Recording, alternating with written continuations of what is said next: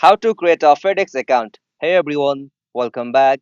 In this video, I will show you how can you sign up or create an account on FedEx. So let's get started. First, you'll have to open any browser on your system.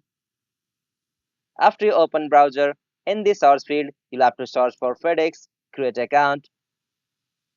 After you search for this, you can manually find the official site of FedEx where it allows you to create account for shipping, discount and offers. Simply click on the website first one.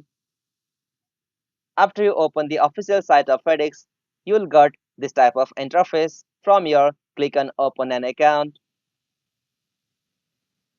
And from here, to create your FedEx account, you'll have to just provide your email or password. Simply provide your email here. After you provide email, set a password.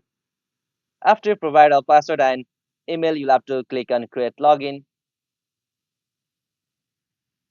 And from here, on the intro section, enter your contact details like your first name, your last name, your country or territory, contact address, your country code and phone number. After you provide all of the details from here, check the options like I have read, understood and terms and policy of this FedEx. After you check two options from here, click on continue, and after you follow each of the procedure where FedEx will tell you. So this is the easiest and simplest method.